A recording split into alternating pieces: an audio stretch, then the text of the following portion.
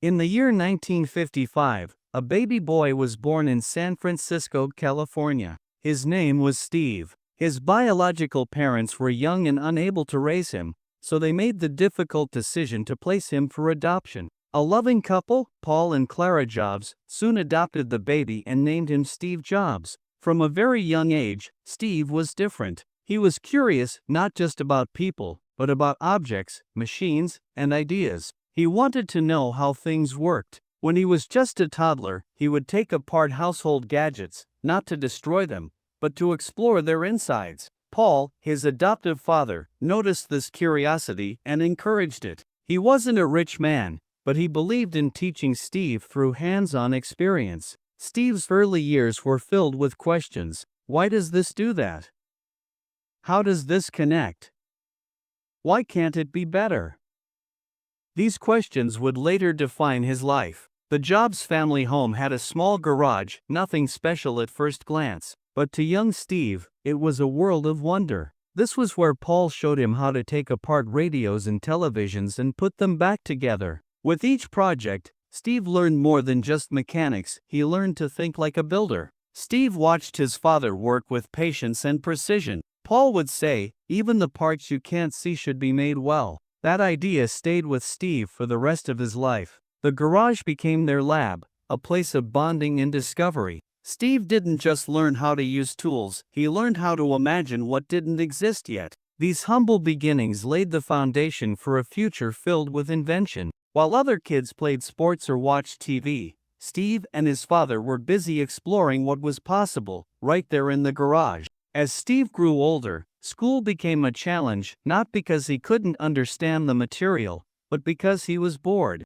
He was a smart student, but he didn't like being told what to do. He questioned the rules and challenged teachers. If something didn't make sense to him, he wouldn't accept it just because an adult said so. Sometimes this rebellious attitude got him into trouble. He played pranks, argued with teachers, and even got suspended more than once. But behind the mischief was a powerful mind. He didn't want to memorize facts, he wanted to discover the why behind everything. One teacher noticed Steve's potential and gave him extra challenges. Steve thrived when he was pushed to think creatively. This teacher's encouragement helped Steve skip a grade. But even then, he didn't fit in. School couldn't contain his hunger for meaning and innovation. Steve was a rebel, yes, but he was a rebel with vision. Everything began to change in high school. Steve Jobs met someone who would change the course of his life. Steve Wozniak was, as he was called, was a quiet genius. He loved electronics and had been building machines since he was a kid. While Jobs was the visionary, Wozniak was the builder, the engineer. The two Steves were very different, but they clicked instantly. They shared a love of technology, jokes, and dreaming big. Together, they built small devices just for fun. One of their early creations was a blue box that allowed people to make free long-distance phone calls. It was a little mischievous, but it showed them something important. They could invent something and people would want it. This friendship wasn't just about fun, it was about possibility. They had no idea yet, but this partnership would one day revolutionize the world of computers. After high school, Steve Jobs enrolled at Reed College in Oregon. But something didn't feel right. The classes didn't excite him, and the cost was a burden to his working-class parents. After just one semester, he dropped out. However, Steve didn't leave the college completely. He stayed on campus, sleeping on friends' floors and collecting soda bottles to buy food. He wasn't a student anymore, but he sat in on the classes that interested him. One of those was calligraphy. To most people, calligraphy was just fancy writing, but to Steve, it was something more. He saw beauty, balance, and elegance in every curve of every letter. It didn't seem useful at the time, but years later, when he helped design the Macintosh computer, he remembered those calligraphy classes. He made sure that the Mac had beautiful fonts and typography. That decision would help set Apple apart, and it all began with a class he wasn't even supposed to take. In the early 1970s, Steve Jobs was searching not just for a career, but for meaning. He had been experimenting with new ideas, reading spiritual books, and questioning the material world around him. One day, he made a bold decision. He would travel to India to seek deeper truth. He packed a few essentials and set off on a long journey with a friend. The experience was life-changing. He met spiritual teachers, visited temples, and lived in simple villages. In India, Steve saw both the beauty and struggle of life in its rawest form. He walked barefoot, went days without much food, and embraced the quiet power of meditation. When he returned to California months later, he was thinner, calmer, and more focused. He didn't find all the answers, but he had found something important: an appreciation for simplicity, clarity, and inner peace. These ideas would shape his design philosophy and approach to business in the years ahead. Back in California, Steve reconnected with Steve Wozniak. Woz had just built a simple, working personal computer. Steve immediately saw its potential, not just as a hobbyist tool, but as something that could change lives. They got to work in the Jobs family garage. It wasn't fancy. There were no offices, no engineers, no investors, just two young men, some circuit boards, and a dream. They built the Apple I computer piece by piece. Jobs used his marketing skills to convince a local computer store to buy 50 units. They sold them all. It was a small start, but it proved there was a market for personal computers. In 1976, they officially founded Apple Computer, Inc., with the help of a third partner, Ronald Wayne. It all started with a belief: computers shouldn't be giant machines locked in labs. They should be personal, powerful, and available to everyone. After the success of the Apple I, Wozniak began work on an improved version. The result was the Apple II, a machine that was faster, more colorful, and more complete. It came in a plastic case, had a built-in keyboard, and could be used right out of the box. The Apple II launched in 1977 and quickly became a hit. For the first time, families, students, and small businesses could own and use a personal computer. It appeared in schools, science fairs, and homes across America. Apple grew rapidly. Investors poured in money. Steve Jobs, just in his early 20s, became a millionaire. But more than money, he had something even more valuable: momentum. He saw that technology could empower people, and he wanted to push it even further. Apple wasn't just selling computers. It was leading a digital revolution. Steve had a bold new vision: a computer that was not only powerful, but friendly, one that even a child could use. In 1981, he began secretly assembling a team of engineers and designers to create this dream. They worked in a hidden part of Apple and called themselves Pirates. This project became the Macintosh. It had a graphical user interface, meaning users could click on pictures and icons instead of typing commands. It also had a mouse, sleek design, and beautiful fonts. In 1984, Apple released the Macintosh with a legendary TV commercial during the Super Bowl. It showed a woman smashing a screen representing conformity, declaring, "1984 won't be like 1984. The ad and the computer became iconic. The Macintosh changed the way people interacted with technology. For Steve, it was proof that computers could be not just tools, but works of art. As Apple expanded, its culture began to change. New managers and executives were hired to help run the growing company. Steve, still young and fiercely passionate, often clashed with them. He had big ideas and high standards. He demanded perfection, worked long hours, and expected others to do the same. Some admired his vision, but others found him difficult to work with. The board of directors started to worry about his leadership style. In 1985, things reached a breaking point. Apple's CEO, John Sculley, a man Steve had helped bring in, turned against him.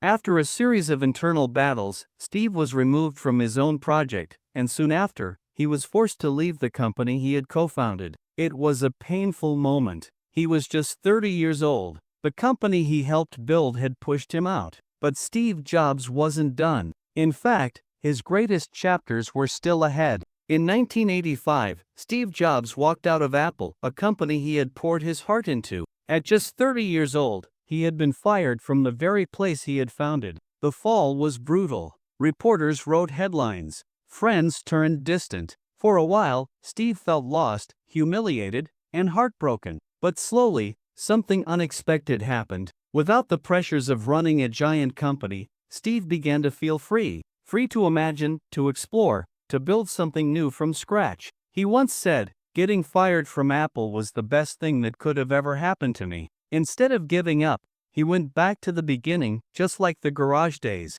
Only now, he had more experience, more vision, and a deep hunger to prove himself again. Soon after leaving Apple, Steve founded a new company called Next. He gathered a small, talented team and set out to build the most advanced computer in the world, one designed for universities and scientists. The Next computer was a beautiful machine. It had a sleek, black cube design and ran a powerful new operating system. Technologically, it was years ahead of its time. But there was a problem: it was expensive. Too expensive. Schools and institutions were interested, but few could afford it. Sales were slow, and the company struggled to find its place. Still, Steve never gave up. He poured his energy into making the best product possible, believing that one day, it would matter. And he was right. The Next software would one day return, at the very heart of Apple's future. After years of hard work, risk, and experimentation, Pixar partnered with Disney to create a full-length animated movie.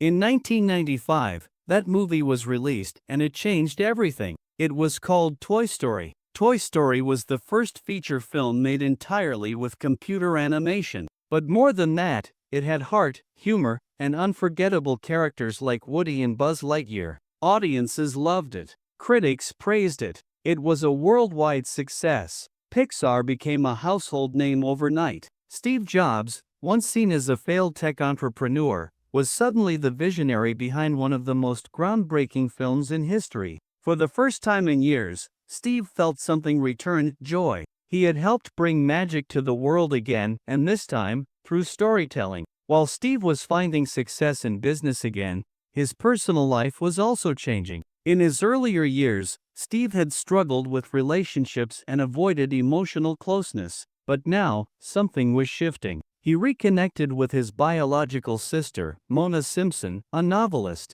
They formed a deep and lasting bond. Steve also began to embrace fatherhood. He had a daughter named Lisa, whom he had once denied paternity of when he was younger. Slowly, he began to build a relationship with her and welcomed her into his home. In 1991, Steve married Laureen Powell, and they had 3 children together. His family life helped soften his edges. He began to appreciate moments of quiet, laughter, and connection. Though he remained intense and passionate, Steve was no longer just a businessman or inventor. He was learning to be a father, a husband, and a brother. And soon, his story with Apple was about to come full circle. By the mid-1990s, Apple was in trouble. The company that once led the personal computer revolution was now falling behind. Its products were confusing, its leadership was scattered, and its sales were shrinking. Some even feared Apple might go out of business. At the same time, Steve Jobs was still running Next,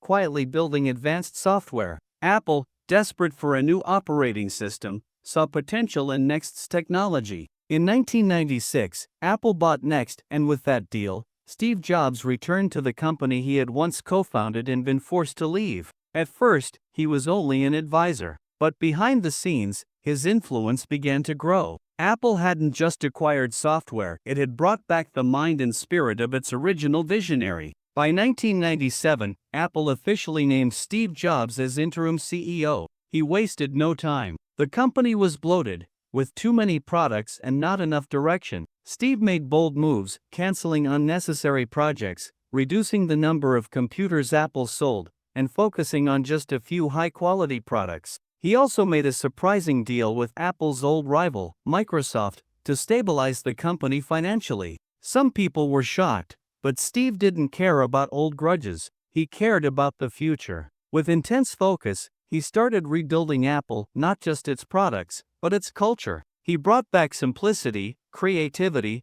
and the idea that technology should be both powerful and beautiful. Apple wasn't just surviving anymore. Under Steve's leadership, it was preparing to shine again. In 1998, Apple introduced a product that would signal its comeback, the iMac. It was unlike anything the world had seen. Most computers were boring and beige. The iMac was colorful, curvy, and transparent. It looked like the future. The iMac wasn't just pretty, it was fast, easy to use, and designed for everyday people. It combined internet access, performance, and beauty into one friendly package. The marketing was bold. The design was revolutionary. The public loved it. Sales soared. Apple was cool again. The iMac showed that Apple wasn't afraid to take risks and that design could matter just as much as technology. For Steve Jobs, it was personal proof. He was back where he belonged, and his vision still had power.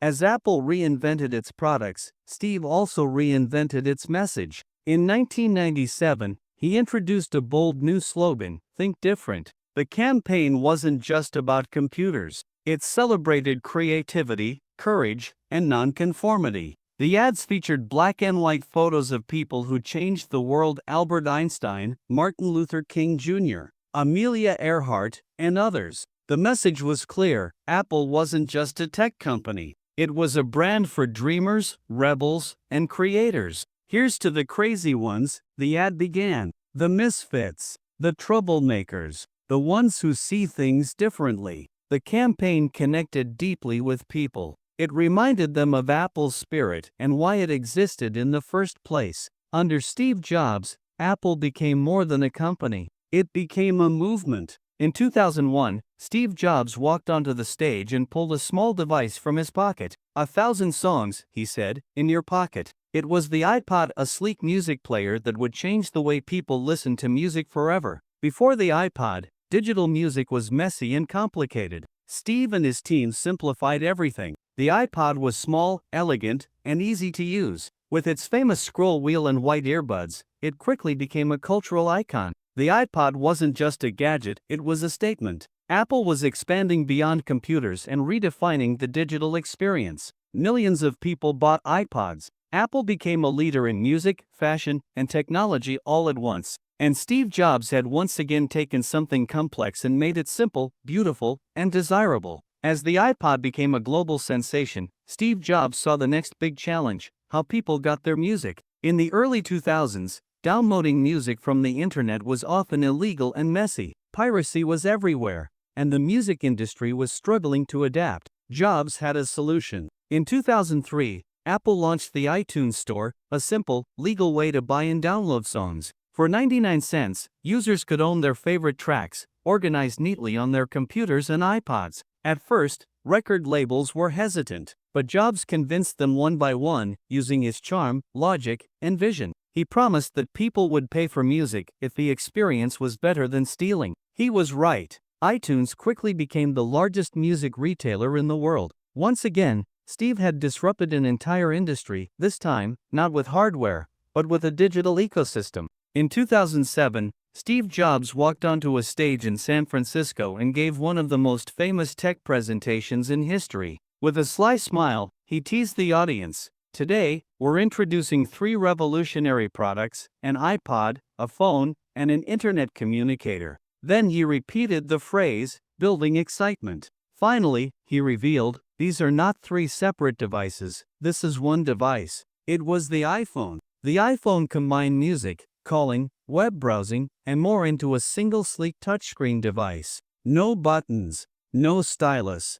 just your finger. It looked like science fiction come to life. The crowd went wild. Reporters called it magical. Competitors scrambled to catch up. Steve Jobs had once again redefined a product category, not by making something new, but by making it better than anyone imagined possible. The iPhone wasn't just popular, it was transformational. People no longer needed separate devices for music, photos, email, and maps. With the iPhone, they had a powerful computer in their pocket. It changed how people worked, played, communicated, and navigated the world. It changed industries like photography, gaming, transportation, and even journalism. And it sparked the rise of the mobile-first world. More than just a gadget, the iPhone became a tool of empowerment. Whether you were a student, a businessperson, or an artist, the iPhone gave you the ability to connect, create, and explore from anywhere. Steve Jobs once said, "We're here to put a dent in the universe." With the iPhone, he did exactly that. In 2008, Apple took the iPhone to the next level by launching the App Store. For the first time, outside developers could create apps for the iPhone, and people could download them with a tap. At launch, there were just 500 apps. Soon, there were thousands, then millions. From games and calendars to fitness trackers and social networks, there was suddenly an app for everything. It was a game changer. The App Store created a whole new app economy, generating jobs, startups, and innovations all around the world. For users, it meant customization and freedom. For developers, it meant access to millions of customers. For Apple, it meant even deeper loyalty to its ecosystem. Steve Jobs had opened a door that would forever change the way people interacted with technology. In 2010, Steve Jobs introduced yet another groundbreaking product, the iPad. Some people questioned its purpose. Wasn't it just a big iPhone? But Steve had a bigger vision. The iPad was designed to fill the space between a smartphone and a laptop. It was light, fast, and perfect for browsing the web, reading, watching videos, and using apps, all with the same intuitive touch interface. Once again, Apple had created a new category. The iPad became a hit with students, artists, doctors, travelers, and families. It transformed education, design, and entertainment. With the iPad, Steve showed the world that technology didn't have to be complicated or intimidating. It could be inviting, elegant, and deeply personal. It was yet another reminder of his unique genius, to see the future not as it was, but as it could be. In 2003, Steve Jobs received news that would change everything. He had a rare form of pancreatic cancer, an islet cell tumor that, unlike most pancreatic cancers, was potentially treatable. At first, Steve resisted surgery. He hoped diet and alternative treatments would help, but as time passed, he realized he needed medical intervention. He underwent surgery and later a liver transplant, but the disease kept returning. Steve, once the energetic and seemingly unstoppable leader, began to look thinner, quieter. He started taking more time away from work. Even as Apple soared to new heights, Steve was fighting a private battle. Behind the famous keynotes and product launches was a man facing his own mortality with courage and determination. As his illness progressed, Steve became more thoughtful, not just about technology, but about life itself. He spoke at Stanford University's commencement in 2005, delivering one of the most moving speeches of his life. He talked about death, calling it the single best invention of life. He reminded students to follow their hearts, to avoid living someone else's dream, and to live fully before time ran out.